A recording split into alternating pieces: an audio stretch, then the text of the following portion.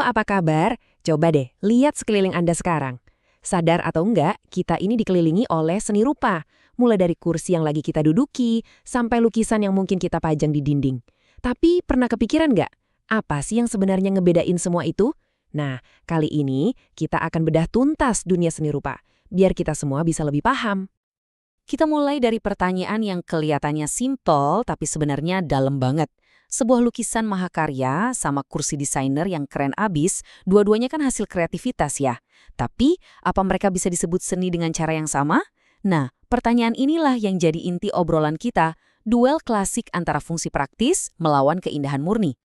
Oke, sebelum kita melangkah lebih jauh, kita samain dulu frekuensinya. Kita perlu sepakat dulu nih, apa sih sebetulnya yang dimaksud dengan seni rupa? Kita mulai dari dasarnya banget.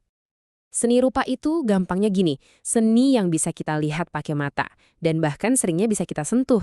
Inilah karakter utamanya. Dan semua karya yang pernah Anda lihat, mau itu sketsa simpel di kertas atau patung raksasa yang megah, itu semua sebenarnya disusun dari alfabet visual yang sama. Mulai dari titik, terus ditalik jadi garis, lalu garis-garis itu ketemu membentuk bidang. Nah, elemen-elemen inilah bahasa yang dipakai seniman buat ngobrol sama kita. Nah, yang menarik banget dari sini adalah kita nggak perlu jauh-jauh ke museum atau galeri buat nemuin elemen-elemen ini. Coba aja perhatiin sehelai daun ini. Ada titik-titik kecil di permukaannya, ada garis-garis urat daunnya yang tegas, ada bidang dari keseluruhan bentuknya.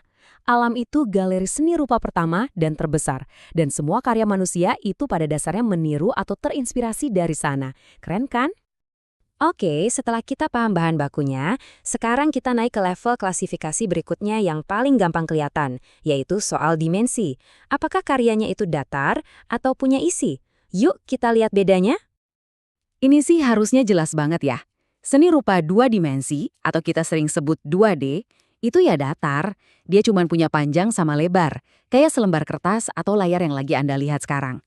Nah, kalau seni rupa 3 dimensi, alias 3D, dia punya satu tambahan krusial, ruang atau volume.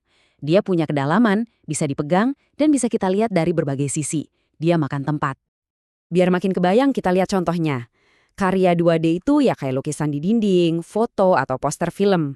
Sifatnya datar dan biasanya kita nikmatin dari satu sudut pandang utama, yaitu dari depan.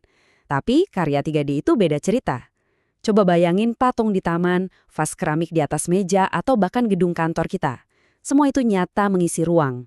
Kita bisa jalan muterin patung itu, kita bisa pegang vasnya, kita bisa ngerasain volume dan kehadirannya dari segala arah. Oke, sekarang kita sampai di bagian paling penting, jantung dari pembahasan kita. Bedain karya dari dimensinya itu gampang, tapi ada pertanyaan yang jauh lebih mendasar. Untuk apa karya ini diciptakan? Nah, inilah yang membawa kita ke perbedaan paling fundamental dalam dunia seni rupa, yaitu soal fungsi. Tabel ini adalah kuncinya. Coba kita lihat baris pertama. Tujuan. Seni murni itu tujuannya cuma satu, ekspresi. Entah itu ekspresi perasaan, gagasan, atau sekedar keindahan. Sangat personal. Sementara itu, seni terapan lahir buat menjawab satu kebutuhan praktis dalam hidup kita. Nah, dari sini semuanya jadi beda. Fungsi utama lukisan itu ya cuma buat dinikmati indahnya, titik. Tapi kursi desainer seindah apapun, fungsi utamanya tetap buat diduduki kan? Perbedaan fundamental inilah yang akhirnya nentuin semuanya. Dari cara produksinya sampai cara kita menilai harganya. Konsepnya udah dapet ya. Sekarang yuk kita coba jadi detektif seni dan lihat gimana dua kategori ini muncul dalam kehidupan kita sehari-hari. Mungkin Anda bakal kaget betapa banyak seni murni dan terapan yang kita temui tiap hari tanpa kita sadari. Nah, ini dia seni yang bekerja. Kain tenun Sumba yang cantik banget itu aslinya ya dibuat untuk dipakai, bukan cuma dipajang. Kursi yang ergonomis ini tujuannya jelas supaya kita nyaman duduk, dan bangunan tempat kita tinggal, seartistik apapun desainnya, fungsi utamanya adalah sebagai tempat berteduh. Intinya, keindahan di sini melayani fungsi. Sekarang, coba bandingkan dengan yang ini. Lukisan Raden Soleh itu nggak diciptakan buat fungsi praktis apapun. Tujuannya murni untuk membangkitkan emosi, menyampaikan sebuah gagasan. Sama halnya dengan patung atau relief di candi. Fungsinya adalah untuk perenungan, ekspresi spiritual, atau untuk bercerita.